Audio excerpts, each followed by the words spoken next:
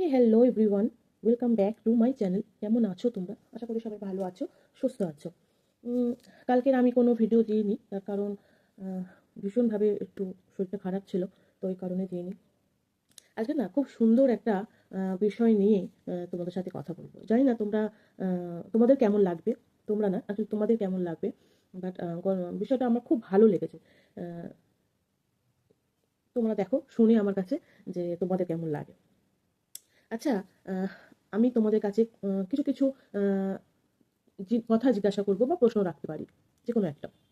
আচ্ছা বলো তো, তোমাদের মধ্যে এমন কি হয়েছে কখনো হার্ট মানে হৃদয় আর ব্রেনের সাথে কখনো তীব্র যুদ্ধ হয়েছে তোমাদের?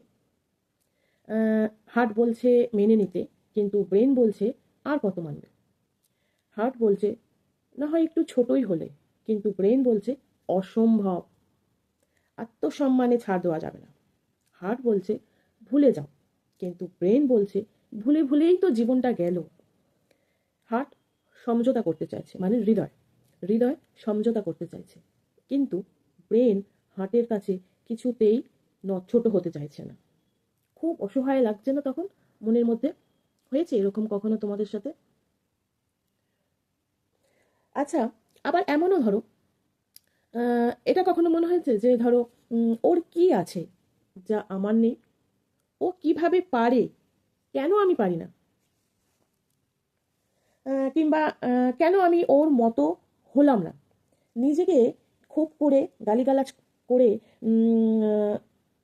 এটা কখনো ভেবেছো যে ইস, কেন করলাম না? আত্মবিশ্বাস ভেঙেছে কখনো? খুব ছোট হয়েছো কখনো? হয়েছে এমনটা তোমাদের সাথে কখনো? এগুলো এই জিনিস মানে কথাগুলো না এতটা টাচি, তা কি বলবো। এই মানদণ্ডের মাপকাঠিতে সস্তা গান শুনেছো কখনো? ওই ধরো, যে সমস্ত গান, যে সুখী সুখী রিক্সাওয়ালার মোবাইলে যে গান থাকে, ঠিক তেমন।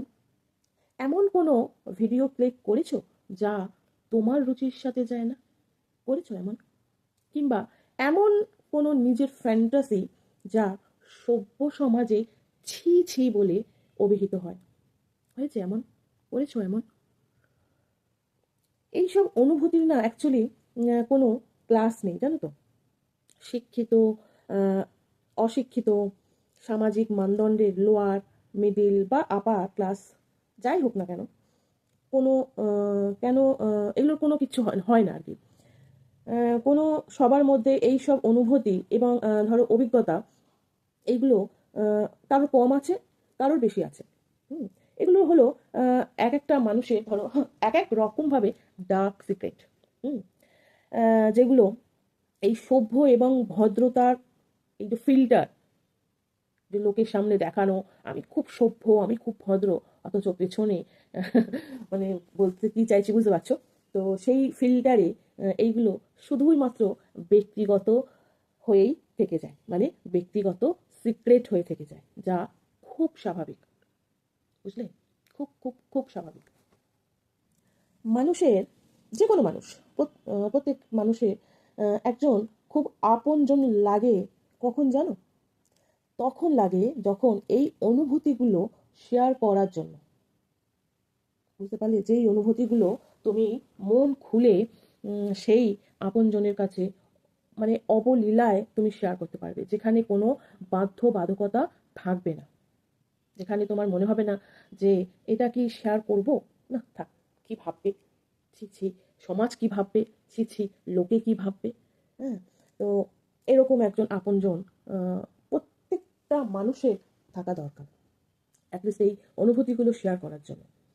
আনন্দের, সাফল্যের, গর্বের, বিজয়ের, ভদ্র সভ্য পদোন্নতির ভাগ তো আহ, যে কেউ বা যা মানে যে কেউ নিতে পারে, বা এগুলোর কি বলবো, উম, ভাগ দেওয়া যায়। কিন্তু এই তোমার এই ডার্ক সিক্রেট জেনো, যে আপনজন, যে মানুষটা তোমার পাশে থাকবে, সেই তো হলো আপনজন, তাই না? কিন্তু এই দুর্মূল্যর বাজারে বহুজন মেলে মানে আসে, কিন্তু আপনজন সত্যি কি পাওয়া যায়? কিন্তু অতি আপনজন যদি মিলেও যায় ধরো, হ্যাঁ, এই দুর্মূল্যর বাজারে হয়তো যদিও মিলে যায়, কিন্তু অতি আপনজন মেলে কি? মেলে না। যে সর্বদা তোমার পাশে থাকবে, তোমার সমস্ত কিছু চেনো। আছে এরকম কারোর অতি আপনজন বা খুব আপনজন? আছে তোমাদের? আমি না বলতে বলতে ভীষণভাবে ভাবুক হয়ে গেল যে সত্যি এই দুর্মূল্যের বাজারে তোমার খুশি দুঃখ পদোন্নতির ভাগ দেওয়া গেল, এই ডার্ক সিক্রেটের ভাগ বোধহয় বা শেয়ার করার মতন মানুষ বোধহয় পাওয়া খুব মানে অসম্ভব। তাই যদি কারোর এরকম অতি আপনজন থাকে, তার সাথে তোমরা তোমাদের অনুভূতিগুলো শেয়ার করতে পেরেছো, যদি থাকে তাহলে অবশ্যই কমেন্ট করো। চলো, ভালো থেকো সবাই, সুস্থ থেকো। আর আমার আজকের এই অতি আপনজন যে বিষয়বস্তু বা টপিক, সেটা তোমাদের সাথে শেয়ার করলাম, এবং তোমাদের কেমন লাগলো সেটা অবশ্যই আমাকে জানিও। চলো, ভালো থেকো, সুস্থ থেকো, রাখলাম।